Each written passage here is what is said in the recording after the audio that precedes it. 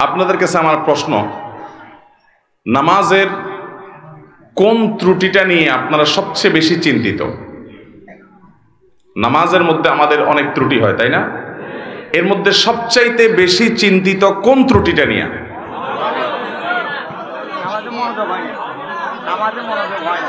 মনোযোগ হয় না, মনোযোগ থাকে না, এটা হলো সবচেয়ে বড় সমস্যা। সবাই একমত? এর চেয়ে বড় কোনটা আছে? এটাই বড় সমস্যা, তাই না? মাশাআল্লাহ, আছে। আরেকজন বলছে, বলেন তো কি আছে? তাড়াহুড়া, ধরে ফেলছে। মাশাআল্লাহ।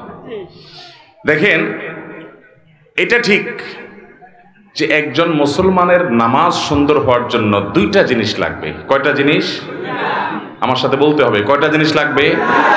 5 ওয়াক্ত সালাত আল্লাহর কাছে গ্রহণযোগ্য হওয়ার জন্য, সুন্দর হওয়ার জন্য, এটা জান্নাতের চাবি হওয়ার জন্য দুইটা শর্ত, দুইটা জিনিস লাগবে। একটাকে বলা হয় খুশু, আর একটাকে বলা হয় খুদু। খুশু মানে হলো নামাজের ভেতর, আর খুজু মানে হলো নামাজের বাহির। বাহির এবং ভেতর এই দুইটা যদি আপনি সুন্দর করতে পারেন, ভাইরা আমার, আপনি সেই নামাজি হতে পারবেন যে নামাজের নামাজ তাকে দুনিয়ার সকল মোহ ভুলিয়ে আল্লাহমুখী করে দেয়, যে নামাজির নামাজ তাকে জান্নাত পর্যন্ত নিয়ে ছেড়ে দেয়, যে নামাজির নামাজ তার জান্নাতের চাবির ভূমিকা অবতীর্ণ হয়, যে নামাজির নামাজ আল্লাহর সঙ্গে তার মেহরাজের ব্যবস্থা করে দেয়, যে নামাজির নামাজ আল্লাহর সাথে মুনাজাত এবং কানাঘুষার তৌফিক এনে দেয়, যেই নামাজির নামাজ আল্লাহর সবচেয়ে নিকটে নিয়ে যায়, সেই নামাজি হতে হলে, সেই সালাত আদায়কারী হতে হলে, সেই মুসল্লি হতে হলে দুটি জিনিস লাগবে। একটা হলো খুশু, আরেকটা হলো খুদু। একটা হলো সালাতের বাহির, আরেকটা হলো সালাতের ভেতর। আমরা সাধারণত সালাতের ভেতর নিয়ে আলাপ আলোচনা শুনি এবং সেটার গুরুত্ব যে অপরিসীম সেটা বলাই বাহুল্য। আল্লাহ কোরআনে বলেছেন 18 নম্বর পারার সূরা মুমিনুন, প্রথম সূরার প্রথম দিককার আয়াতে আল্লাহ বলেছেন, ক্বাদ আফলাহাল মুমিনুন আল্লাযীনা হুম ফি সালাতিহিম খাশিউন। ওই ঈমানদাররা সফল হবে ভাই, ওই ঈমানদাররা সার্থক হবে যাদের সালাতের মধ্যে খুশু বা মনোযোগ থাকবে। নামাজে মনোযোগ না থাকলে সে নামাজটা নিষ্প্রাণ নামাজ, সে বিষয়ে বলাই বাহুল্য। কিন্তু আমি অন্য বিষয়ে কথা বলতে চাই, কারণ মনোযোগ নিয়ে আমরা সবচেয়ে বেশি চিন্তিত এবং মনোযোগ নিয়ে আলোচনাও কম বেশি আমরা শুনি, কিন্তু নামাজের বাহিরটা নিয়ে খুব বেশি আলোচনা হয় না। ভেতরটা আমাদের ঠিক নাই, মনটা ঠিক থাকে না, এটা নিয়ে আমরা পেরেশান আছি, সেটা ঠিক, এবং পেরেশান থাকতে হবে, সেটাকে ঠিক করতে হবে, মনোযোগটা আল্লাহর দিকে আনতে হবে, এটা ঠিক আছে। কিন্তু নামাজের বাহির নিয়ে যে আমাদের কোনো চিন্তাই নাই, অথচ দুইটার সমন্বয়ে নামাজ সুন্দর হয়, এবং আমরা অনেকে জানিও না নামাজের বাহির সুন্দরের জন্য কি করতে হবে। মোহতারাম হাজরিন, নামাজের এই বাহিরের দিকটাকে বলা হয় খুদু, ভেতরের দিকটাকে বলা হয় খুশু, আর বাহিরের দিকটাকে বলা হয় খুদু। এই নামাজের খুজু, যেটা বাহিরের দিক, এই দিকটা যদি আপনার ঠিক না হয়, ভালো করে কান খাড়া করে শুনে রাখেন, আপনার নামাজ পর্যন্ত বাতিল হতে পারে, নষ্ট হতে পারে, ফাসেদ হতে পারে, নামাজ হবে না, হবেই না আইনগতভাবে, ওই নামাজ আবার পড়া লাগবে। এরকমও হতে পারে যে বাহির ঠিক না থাকে। আপনার যদি ভেতর ঠিক না থাকে, তাহলে নামাজটা আল্লাহর দরবারে গ্রহণযোগ্যতার লেভেল পাবে না, মর্যাদা পাবে না, ঠিক। কিন্তু আইনত কাগজ ও কলমে আপনার নামাজ হয়ে যাবে। মনোযোগ যদি আপনার না থাকে, তাহলে নামাজ কি ভেঙে যাবে? কথা বুঝেন নাই? নামাজ ভঙ্গের কারণগুলোর ভিতরে মনোযোগ না থাকা, এরকম কিছু শুনছেন? কিন্তু নামাজে তাড়াহুড়া করার কারণে, নামাজের যে খুশুর পাশাপাশি খুজু, যেটা সে খুজু রক্ষা না করার কারণে এমনও হতে পারে যে আমার সালাত হয়ই নাই, হবেই না, আবার পড়া লাগবে, এমনও হতে পারে। কিন্তু আমরা বেশিরভাগ মুসল্লিরা এই সম্পর্কে খুব একটা আমাদের জানাশোনাও নাই, আলোচনাও নাই, সব ঘুরে ফিরে আমরা খুশুর দিকেই যাই। হ্যাঁ ঠিক, খুশু তো থাকতেই হবে, কিন্তু মনে রাখবেন, আপনি যদি খুশু 100 ভাগ ধরে রাখার চেষ্টা করেন, হয়তো 80 ভাগ, 70 ভাগ, 90 ভাগ, কেউ 50 ভাগ, কেউ হয়তো 20 ভাগ, কম বেশি এরকম আপনি খুশু ধরে রাখতে পারবেন। আপনি 100 ভাগ নামাজে মনোযোগ কখনো পরিপূর্ণভাবে ধরে রাখতে পারবেন নামাজের মধ্যে নামাজের বাহিরের দিকে মন চলে যেতে পারে, আমাদের উচিত হলো সেটাকে সাথে সাথে ধরে নিয়ে আসা। আমাদের নবী করিম সাল্লাল্লাহু আলাইহি সাল্লাম একবার ইমামতি করছেন মসজিদে নববীতে। তিনি ইমামতি করা অবস্থাতে, আজকের মতো এত দালান কোঠালা মসজিদ তো ছিল না, ইমামতি তিনি শুরু করেছেন। সলাতের মধ্যখানে হঠাৎ একটা বাচ্চার আওয়াজ, কান্নার আওয়াজ, চিৎকার চেঁচামেচি। নবী করিম সাল্লাল্লাহু আলাইহি সাল্লামের বুঝতে বাকি থাকলো না যে কোনো বাচ্চার মা এই জামাতে পেছনে মেয়েদের কাতারে সামিল হয়েছেন, যার কারণে বাচ্চা কাঁদছে আশেপাশে কোথাও। এই বাচ্চাকে ধরার জন্য তার মা নামাজের জন্য পারছে না, সে নামাজে মাশগুল আছে।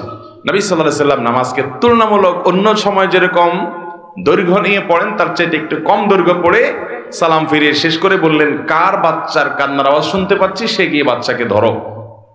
তাহলে এই যে নামাজের মধ্যে বাচ্চার কান্না, সেদিকে মনোযোগ নবী করিম সাল্লাল্লাহু আলাইহি সাল্লামের গেছে। মানুষ হিসাবে আওয়াজ হলে সেদিকে মনোযোগ যেতে, কিন্তু আমাদের চেষ্টা থাকবে মনোযোগটা ধরে রাখা। কিন্তু যদি কোনো কারণে মনোযোগ আপনি ধরে রাখতে পারেন নাই, আইনত কাগজে কলমে মাসআলার দিক থেকে নামাজ হয়ে যাবে, কারণ নামাজের মধ্যে এত % মনোযোগ থাকতে হবে এরকমটা ফরজ বা ওয়াজিব নয়। আবার কেউ ভুল বুঝবেন না, তাহলে মনোযোগের দিকে খেয়াল করার দরকার নাই। মনোযোগ দিকে খেয়াল করতেই হবে, নাহলে সফল মুমিন হবেন না, জান্নাতুল ফেরদাউসে যেতে পারবেন না। সে চেষ্টা করতেই হবে, কিন্তু আপনি চেষ্টা করলেও একেবারে শতভাগ মনোযোগ যে ধরে রাখতে পারবেন সেটা জরুরি না, সেটা সম্ভব না, কিন্তু আপনার চেষ্টা থাকতে হবে। মুহতারাম হাজিরিন, নামাজের খুশুর পাশাপাশি খুজুটা যদি ঠিক না থাকে, খুজুর মধ্যে একটা লেভেল আছে, এইটুকু যদি অন্তত ঠিক না থাকে, যেটাকে বলা হয় তমানিনা ফিস সালাহ, বা নামাজের মধ্যে ইতমিনানের সাথে নামাজ পড়া, মিনিমাম ধীরস্থিরতা যতটুকু না হলে নয়, এতটুকু যদি না থাকে তাহলে আপনার নামাজই হবে না। কারণ সেটা না হলে ওয়াজিব তরক হবে, অনেক উলামাদের, অনেক ইমামদের মতে ফরজ তরক হবে, যার কারণে নামাজই হবে না। মুহতারাম হাজরিন, নবী করিম সাল্লাল্লাহু আলাইহি সাল্লাম বলেছেন, তিরমিজির হাদিস আপনারা অনেকে শুনেছেন, আউয়ালু মা ইউহাসাবু বিহিল আবদু ইয়াউমাল কিয়ামাতি, কিয়ামতের দিন বান্দার সর্বপ্রথম হিসাব নেওয়া হবে কিসের? ইবাদতের মধ্যে নামাজের হিসাব সর্বপ্রথম নেওয়া হবে, আর মানুষের পারস্পরিক লেনদেনের মধ্যে মানুষ খুনের হিসাব সর্বপ্রথম নেওয়া হবে। এই হাদিসে নবী সাল্লাল্লাহু আলাইহি সাল্লাম বলেছেন, ফাইন সালুহাত ফাকাদ আফলাহা ওয়া আনজাহ, যদি কারণ নামাজের হিসাবটা ঠিকঠাক মতো সে দিতে পারে তাহলে সে সাকসেস হয়ে গেল, সে পার হয়ে যাবে আখিরাতে, তার আর পাকড়াও নাই, অন্য সব সহজ হয়ে যাবে যদি নামাজটা ঠিক হয়ে যায়। ওয়া ইন ফাসাদা, আর যদি নামাজের হিসাবটা গড়বড় ধরা পড়ে, ভেজাল ধরা পড়ে, ফাকাদ খাবা ওয়া খাসির, তাহলে এই ব্যক্তি আর সামনে আগাতে পারবে না, ধরা পড়ে যাবে। এই জন্য ভাইরা আমার, নামাজটা যদি কিয়ামতের ময়দানে হিসাব গ্রহণের সময় ঠিকঠাক দিতে হয়, তাহলে নামাজের এই বাহিরটার প্রতি বিশেষ মনোযোগ দিতে হবে। নবী করিম সাল্লাল্লাহু আলাইহি সাল্লাম বুখারীর হাদিসে বলেছেন, সাল্লু কামা আরাইতুমুনি ইউসাল্লি, তোমরা আমাকে যেভাবে নামাজ পড়তে দেখেছো সেভাবে সালাত আদায় করো। সহিহ মুসলিমের হাদিসে নবী রাসূলুল্লাহ সাল্লাল্লাহু আলাইহি ওয়াসাল্লাম বলেছেন, নবী সাল্লাল্লাহু আলাইহি ওয়াসাল্লাম সম্পর্কে তিনি বলেছেন, তিনি রুকু থেকে যখন উঠতেন সোজা হয়ে টান টান খাড়া হওয়া ছাড়া সিজদায় যেতেন না, আবার সিজদা থেকে যখন উঠতেন সোজা হয়ে টান টান করে বসে অপেক্ষা করা ছাড়া তিনি সিজদায় পুনরায় যেতেন না, এভাবে তিনি সালাত আদায় করতেন। এবং তিনি বলেছেন, আসওয়াউন নাসি সারিকাতান আল্লাযী ইয়াসরিকু ফি সালাতি, সবচেয়ে নিকৃষ্ট চোর হলো সে যে নামাজের মধ্যে চুরি করে। জিজ্ঞাসা করল, ইয়া রাসূলুল্লাহ, এটা আবার কোন টাইপের চোর? আমরা তো বিভিন্ন চোরের কথা শুনছি, গম চোর, টিন চোর, গরু চোর, বিভিন্ন রকমের চোর আছে, তাই না? নামাজ চোর এটা আবার কোনটা? নবী আলাইহিস সালাম বলেছেন, নামাজ চোর হলো ওই ব্যক্তি যে ব্যক্তি তার রুকু সিজদার ক্ষেত্রে চুরি করে, ঠিক মতো করে না, ঠুসঠাস করে না, কোনো রকম তাড়াহুড়া করে দেয়, এই হলো নামাজ চোর। নবী আলাইহিস সালাম বলেছেন, এই চোর হলো সবচেয়ে নিকৃষ্ট চোর। চোরদের মধ্যে আবার খারাপ চোর নামাজ চোর। এই নামাজ চোর আমাদের এই মজলিসেও বা আমাদের এই স্টেজেও আমরা অনেকেই আছি। আল্লাহ আমাদেরকে বাঁচার তৌফিক দান করুন। আল্লাহর খাতায় নামাজ চোর সহজ কোনো বিষয় না। আপনি 5 ওয়াক্ত নামাজ পড়েন, অথচ আল্লাহর খাতায় আপনি চোর, নিকৃষ্ট চোর, অন্য চোরদের চাইতে জঘন্য চোর, কারণ আপনি নামাজ চুরি করছেন। কিভাবে নামাজ চুরি করছেন? তাহলে একটা ঘটনা শুনেন। নবী করিম সাল্লাল্লাহু আলাইহি ওয়াসাল্লামের একটি প্রসিদ্ধ ঘটনা আছে, বুখারী মুসলিম এক জায়গায় বর্ণনা করেছে। আবু হুরায়রা রাদিয়াল্লাহু তাআলা বর্ণনা করেছেন যে একবার আমাদের নবী করিম সাল্লাল্লাহু আলাইহি ওয়াসাল্লাম মসজিদে এসে প্রবেশ করলেন, তখন একজন সাহাবী এসে মসজিদের ভিতরে সালাতে দাঁড়িয়ে গেলেন। ওই লোকটা নামাজ পড়লেন, নামাজ শেষ করে সালাম ফিরাইয়া নবী করিম সাল্লাল্লাহু আলাইহি ওয়াসাল্লামের কাছে এসে সালাম দিয়ে আসসালামু আলাইকুম বলে তার কাছে আসলেন। নবী সাল্লাল্লাহু আলাইহি সাল্লাম তার সালামের জবাব দিলেন, জবাব দিয়ে বললেন, ইরজি ফাসাল্লি ফা ইন্নাকা লাম তুসাল্লি, ভাই তুমি যাও আবার নামাজ পড়ো, কারণ তুমি যে নামাজ পড়ছে নামাজ হয় নাই। আল্লাহর বান্দার সাথে সাথে আবার নামাজের নিয়ত করছে, করে আবার নামাজ পড়ছে, একই নামাজ পড়ে এবার আসছে, এসে নবীজির সামনে এসে সালাম দিছে, আসসালামু আলাইকুম ওয়া রাহমাতুল্লাহ। নবী করিম সাল্লাল্লাহু আলাইহি ওয়াসাল্লাম ওয়া আলাইকুম আসসালাম ওয়া রাহমাতুল্লাহ জবাব দিলেন, জবাব দিয়ে বললেন, তুমি আবারও গিয়ে নামাজ পড়ো, কারণ তোমার নামাজ এবারও হয় নাই। বেচারা আবারও গিয়ে নামাজ পড়ছেন, পড়ে এসে আবার সালাম দিলেন। এবারও নবী করিম সাল্লাল্লাহু আলাইহি ওয়াসাল্লাম জবাব দিয়ে বললেন, এবারও তোমার নামাজ হয় নাই, তোমাকে আবার পড়তে হবে, নামাজ হয় নাই। দেখেন, তখন সে সাহাবী বলেন, ইয়া রাসূলুল্লাহ ওয়াল্লাহি মা উহসিনু গায়রা হাযা, আমি এর চাইতে সুন্দর নামাজ তো আর পড়তে পারি না হে আল্লাহর রাসূল, আমি তো 3 বার পড়লাম, আমি ইচ্ছে ভালো পারি না। ফাআল্লিমনি, আমাকে অনুগ্রহ করে আপনি নামাজটা শিখিয়ে দেন। তখন নবী করিম সাল্লাল্লাহু আলাইহি ওয়াসাল্লাম বলেন, ঠিক আছে আসো তোমাকে নামাজ শিখাই। কি শিখাইছেন তাকে বলবো আপনাদের, শুনেন। নবী করিম সাল্লাল্লাহু আলাইহি ওয়াসাল্লাম তখন বললেন, দেখো তুমি যখন সালাতের মধ্যে দাঁড়িয়ে কেরাত পড়লে, সুন্দর করে ধীরস্থিরতার সাথে কেরাত পড়লে, সূরা মিলালে খুব ধীরস্থিরতার সাথে, তাড়াহুড়া ছাড়া, এরপর রুকুতে গেলে, রুকুতে গিয়ে তুমি রুকু করবে হাত্তা তাতমাইন্না রাকিআন, তোমার একেবারে মাথা থেকে কোমর পর্যন্ত পুরো পিঠ সোজা হওয়া পর্যন্ত, পাও সোজা হওয়া পর্যন্ত, রুকুতে গিয়ে স্থির হওয়া পর্যন্ত তোমাকে অপেক্ষা করতে হবে। এরপর তোমার রুকু শুরু হলো, রুকু শেষ, তাসবিহ শেষ, এরপর তুমি আস্তে আস্তে সামি আল্লাহু লিমান হামিদা বলে দাঁড়াবে। এই দাঁড়ানোর পর আবার তুমি অপেক্ষা করবে হাত্তা তাতমাইন্না কায়েমান, দাঁড়িয়ে তুমি অপেক্ষা করবে একেবারে টান টান সোজা হওয়া পর্যন্ত। তার আগে তুমি সেজদা যেতে পারবে না। রুকু থেকে উঠা হয়ে উঠছো, সামি আল্লাহু হামিদা বলছো, ডিউটি শেষ হয় না, এখনো কাজ বাকি আছে, না হলে নামাজ হবে না। কি কাজ সেটা? দাঁড়িয়ে সোজা হয়ে টান টান হয়ে দাঁড়াতে হবে, একটু অপেক্ষা করতে হবে। হইছে অপেক্ষা, এবার আল্লাহু আকবার সিজদায় যাবে। সিজদায় গিয়ে আবার তুমি সিজদায় গিয়ে কপালটা ফেললা, সুবহানাল্লাহিল আলা, তাড়াহুড়া করে পড়ে উঠে গেলেন, সিজদায় গিয়েছো, তোমাকে অপেক্ষা করতে হবে হাত্তা তাতমাইন্না সাজিদান, তুমি সিজদায় গিয়ে একবারে স্থির চিত্ত, নড়াচড়া নাই, একেবারে পুরো পরিপূর্ণ সিজদায় চলে গেছো, এই পর্যন্ত তোমাকে অপেক্ষা করতে হবে। এরপর সিজদায় গিয়ে তুমি আল্লাহর তাসবিহ নিবেদন করলে, সুবহান রাব্বিয়াল আ'লা, মুহাব্বতের সাথে ধীরে ধীরে তুমি তাসবিহ নিবেদন করলে, করার পর উঠলে, এই উঠাটাও হবে ধীরস্থিরতার সাথে, আল্লাহু আকবার। উঠার পর তুমি যখন বসলে, উঠেই আবার চলে গেলে না, এটাকে নবী সাল্লাল্লাহু আলাইহি সাল্লাম বলেছেন, এটা হলো কানাকরিদ্দিক, মোরগ যেরকম আদার খায়, টক টক টক টক করে, রুকু দিলা, সিজদা দিলা, উঠলা গেলা, তাড়াহুড়া করলা, এটা হলো মোরগের ঠোকর দেওয়ার মতো। এটা হলো নামাজ চোর, সবচেয়ে নিকৃষ্ট চোর। বেশিরভাগ মুসল্লিদের মসজিদে তাকালে দেখবেন বেশিরভাগ মানুষ আমরা নামাজ চোরে পরিণত হয়েছি। মোহতারাম হাজরিন, যে নামাজের হিসাব না দিলে আপনি সামনে আগাইতেই পারবেন না, এই নামাজটা আপনার সবচেয়ে গুরুত্বের সাথে ঠিক করতে হবে। অন্য সব কিছুর ওয়াজ পরে, আগে নামাজ ঠিক করতে হবে। নবী সাল্লাল্লাহু আলাইহি সাল্লাম ওই সাহাবীকে আদর করে শিখাচ্ছেন, তুমি সিজদা থেকে উঠে, সুন্দর করে উঠে টান টান হয়ে সোজা হয়ে বসে অপেক্ষা করবে একটু, এরপরে তুমি আবার সিজদায় যাবে। এইভাবে তোমার পুরো নামাজ শেষ করবে।